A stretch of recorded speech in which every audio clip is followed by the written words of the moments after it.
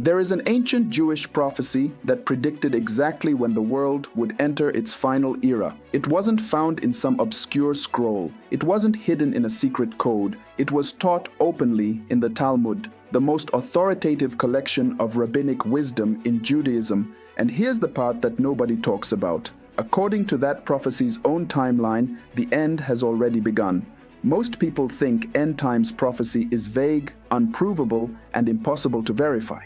But the Talmud laid out a specific three-part framework for all of human history, and the math doesn't lie. Today, I'm going to walk you through this ancient Jewish prophetic timeline, show you how the early church fathers recognized it, and explain why Catholic eschatology is the only coherent framework that makes sense of what that prophecy actually predicted. To understand why this matters, you need to know the core question at stake. Did God encode a timeline for human history? And if he did, are we living in the era that timeline predicted?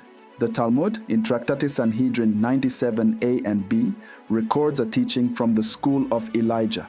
It says this: the world will exist for 6,000 years, 2,000 years of chaos, 2,000 years of Torah, and 2,000 years of the days of the Messiah.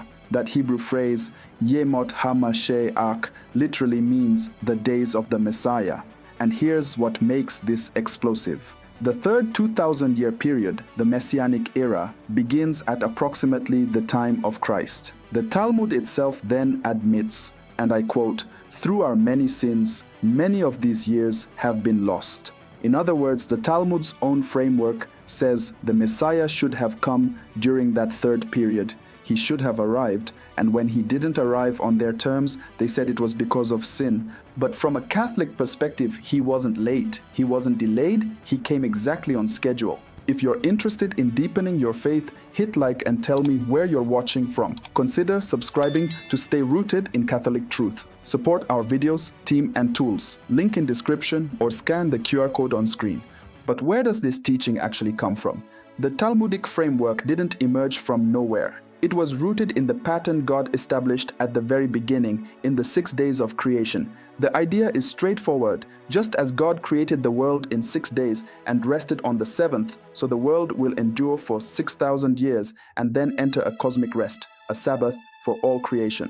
The biblical basis for this comes from Psalm 90 verse 4, which says, "1,000 years in God's sight are like a day that has just gone by." The Apostle Peter echoes this exact teaching in 2 Peter chapter 3 verse 8. "With the Lord one day is as 1,000 years, and 1,000 years as one day." This isn't speculation, this is the consistent teaching of key church fathers. Saint Irenaeus of Lyon, writing around 180 AD in his work Against Heresies, Book 5, Section 28, taught explicitly that the 6 days of creation correspond to 6,000 years of world history. Saint Hippolytus of Rome, his student, went further. In his commentary on Daniel, he calculated that 5,500 years had passed from creation to Christ's birth, meaning the world was entering the final stretch of the 6,000-year period.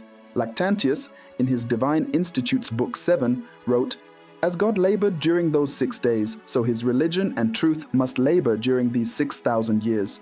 Even St. Augustine, while correcting earlier literal readings of the millennium in Revelation 20, maintained the 6-age framework of world history in the City of God books 20 through 22. He taught that we are living in the 6th age, the age of the church, and that the millennium of Revelation is the present reign of Christ through his church. The Catechism of the Catholic Church, paragraph 676, affirms that the Church rejects millenarianism, the idea of a literal earthly 1,000-year reign before the final judgment. Catholic eschatology holds the balanced position. Christ's kingdom is already present in the church and the sacraments. It is not yet fully consummated. That consummation awaits his glorious return. So what does this mean practically for you today? It means this: if the Talmudic framework is even approximately correct, and the church fathers clearly thought it was, then we are living inside the Messianic era right now. The Hebrew term for this is Acharit Hayamim, the end of days. And Catholic theology teaches that every single Mass you attend is an eschatological event. The Eucharist, as the Catechism states in paragraphs 1402 through 1405, is a foretaste of the heavenly banquet. It is the future breaking into the present. When you receive communion, you are participating in the reality that the Talmudic prophecy pointed toward. The Messianic era isn't something we're waiting for, it's something we're living in, and the Mass is its heartbeat. Here's where a common misconception needs correcting. Most people think end of the world means total cosmic destruction. Far from the sky, everything turned to ash.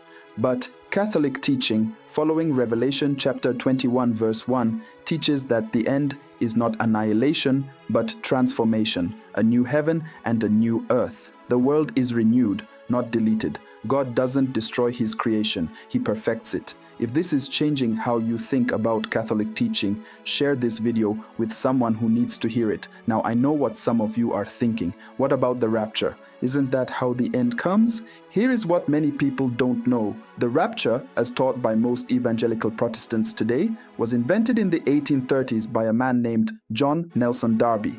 It has zero support from any church father, zero support from any ecumenical council, zero support from any pope in 2,000 years of Christian history. The entire system known as dispensational premillennialism, including the 7-year tribulation, the rebuilt temple, and the secret rapture, was unknown to Christianity for 1800 years. The Catholic Church has taught the same consistent eschatology from the apostles through the church fathers to the present day. Christ will return in glory, the dead will be raised, the world will be transformed. That's it. No secret rapture, no two-phase return, no left behind scenario. Now, in fairness, I want to represent the Jewish perspective with the reverence it deserves. Jewish scholars point out that the Messiah was supposed to bring world peace. Isaiah chapter 2 verse 4 says they shall beat their swords into plowshares, and the world has seen 2,000 years of continued war. This is a serious and honest objection. Catholic theology responds by distinguishing between the inauguration of the Messianic era and its consummation. Jesus inaugurated the kingdom at his first coming. He told us in Mark chapter 1 verse 15, "The time is fulfilled, and the kingdom of God is at hand."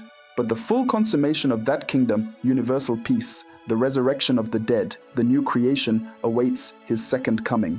Even the Talmud's own passage in Sanhedrin 97b acknowledges that the fullness of the Messianic era was delayed. Both Jews and Catholics agree the world is not yet perfected. Catholics simply believe the Messiah has come once to inaugurate and will come again to consummate. So where does this leave us?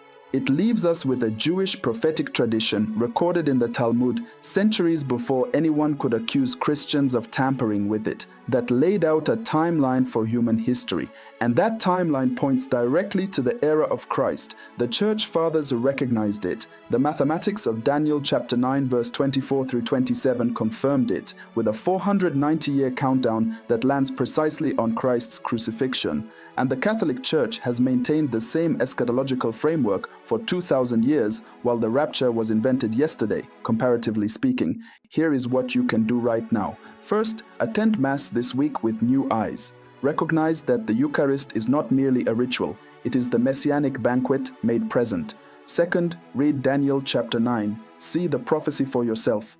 Third, pray the creed slowly, and when you say, "He will come again in glory to judge the living and the dead," know that you are confessing the faith of the apostles, the church fathers, and 2,000 years of unbroken Catholic teaching. If this helped you, share it with a friend, subscribe, and check out our web app for daily Catholic resources and soul search. The Talmud predicted an era. The church fathers mapped it. Christ fulfilled it. And every Mass you attend is proof it's still unfolding.